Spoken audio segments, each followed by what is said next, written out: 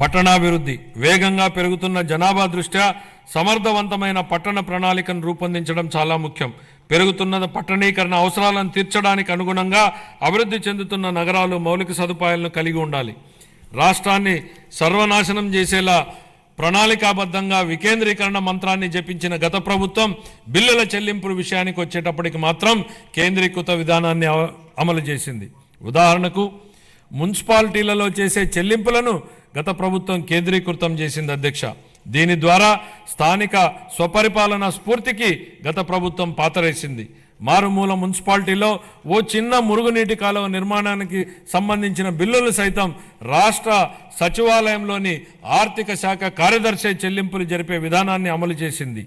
కేంద్రీకృత చెల్లింపుల విధానం నుంచి మున్సిపాలిటీలకు ఆర్థిక స్వేచ్ఛను కల్పించాలన్న గౌరవ ముఖ్యమంత్రి గారి ఆలోచనలకు అనుగుణంగా ఏప్రిల్ 1, 2025 నుండి మున్సిపాలిటీల బిల్లుల చెల్లింపును కేంద్రీకృత విధానం నుంచి వేరు చేసి బిల్లులు చెల్లించే అధికారాన్ని మున్సిపాలిటీలకే ఇస్తున్నాం. స్థానిక సంస్థలకు ఆర్థిక స్వేచ్ఛను కల్పించడం, వాటి పనితీరు మెరుగుపరచడానికి ఇదొక విప్లవాత్మక నిర్ణయం. ప్రజా రాజధాని అమరావతి. అసంబద్ధ రాష్ట్ర విభజన కారణంగా రాజధానిని కోల్పోయిన మన రాష్ట్రానికి అమరావతిని ప్రజా రాజధానిగా ఏర్పాటు చేసుకున్నాం. దీనికి ఆనాడు ఆమోదం తెలిపి అధికారంలోనికి రాగానే మాట మార్చారు. మాట మార్చడమే కాకుండా అమరావతి విధ్వంసానికి నడం బిగించారు. నాటి ప్రభుత్వ అరాచక విధానాలపై అమరావతి రైతులు పోరుబాటును ఎంచుకోవడం, తమని తాను కాపాడుకుంటూ ఈ రాష్ట్ర రాజధానిని కూడా కాపాడుకునేలా అమరావతి రైతులు చేసిన పోరాటాన్ని ఈ సందర్భంగా గుర్తు చేస్తున్నా అధ్యక్ష.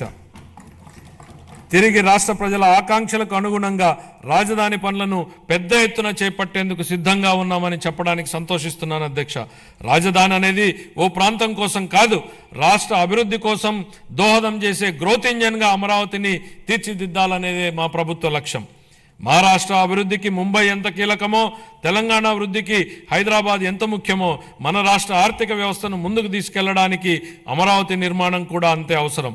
గౌరవనీయ ప్రధానమంత్రి శ్రీ నరేంద్ర మోడీ గారి సహకారంతో ప్రపంచ స్థాయి మౌలిక సదుపాయాలు, పెట్టుబడులు మరియు ఉపాధి అవకాశాలను కల్పించడం ద్వారా అమరావతిని ముంబై మరియు హైదరాబాద్లతో సరితూగే ఆర్థిక శక్తిగా అభివృద్ధి చేయడానికి మా ప్రభుత్వం కృషి చేస్తోంది. అమరావతిని విధ్వంసం చేసేందుకు నాటి పాలకులు చెప్పిన మాటలను ఈ సందర్భంగా గుర్తు చేయాలనుకుంటున్న అధ్యక్ష. రాజధాని నిర్మాణం కోసం అంత డబ్బులు ఇవ్వలేం కాబట్టి 3 రాజధానులు ఏర్పాటు అన్నారు. ఇవాళ మేం రాజధాని పనుల నిర్మాణం కోసం బడ్జెట్ నుంచి ₹1 కూడా కేటాయించలేదు అధ్యక్ష. కానీ రాజధాని పనులు ప్రారంభం కాబోతున్నాయి. మా ముఖ్యమంత్రి గారు చెప్పిన విధంగా అమరావతి సెల్ఫ్ సస్టైనబుల్ ప్రాజెక్ట్ అని నిరూపితమైంది. తనకు తానే ఆర్థిక వనరులు సంపాదించుకునే ప్రాజెక్టు అమరావతి అని కళ్ల ముందు కనపడుతోంది. ప్రపంచ బ్యాంకు, ఆసియా అభివృద్ధి బ్యాంకు మరియు హడ్కో వంటి ఆర్థిక సంస్థల సహకారంతో కేంద్ర ప్రభుత్వం ద్వారా అమరావతి నిధులు సమకూర్చుకునే ఏర్పాటును మా ప్రభుత్వం ఏర్పాటు చేసింది. దీంతో బడ్జెట్ సహాయం లేకుండానే స్వీయ పెట్టుబడి వనరులు కలిగిన రాజధాని నగర ప్రాజెక్టుగా అమరావతి మారింది. మా ప్రభుత్వం మున్సిపాలిటీల పరిధిలో చెత్త సేకరణకు వేసిన చెత్త పన్నును రద్దు చేసింది. చెత్త పన్ను ప్రస్తావన వచ్చిన నేపథ్యంలో ఓ విషయాన్ని సభ దృష్టికి తీసుకురాదలిచాను అధ్యక్ష. మీరు ఆనాడు ప్రతిపక్షంలో ఓ మాట అన్నారు. చెత్త మీద వేసిన చెత్త పన్నును ప్రస్తావిస్తూ నాటి పాలకుల మీద మీరు చేసిన వ్యాఖ్యలు పెను ప్రకంపనలు సృష్టించాయి.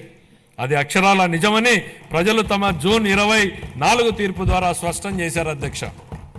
గత పాలకులు రాష్ట్రానికి అప్పులనే కాదు, చెత్తను కూడా మనకు వారసత్వంగా వదిలేసి వెళ్లారు. రాష్ట్రంలో 83 లక్షల మెట్రిక్ టన్నుల చెత్తను ఎత్తకుండా వదిలి వెళ్లిపోయింది గత ప్రభుత్వం. కూటమి ప్రభుత్వం చెత్త పన్నుని రద్దు చేయడమే కాకుండా మళ్లీ స్వచ్ఛాంధ్ర దిశగా పనిచేస్తుంది అధ్యక్ష. పట్టణ పేదలకు రాయితీపై ఆహారాన్ని అందించే 204 అన్నా క్యాంటీన్లను ఇప్పటికే ప్రారంభించడం జరిగింది. 25-26 ఆర్థిక సంవత్సరానికి పురపాలక మరియు పట్టణాభివృద్ధి శాఖకు 13,862 వేల కోట్ల రూపాయలను కేటాయింపును ప్రతిపాదిస్తున్నాను అధ్యక్ష.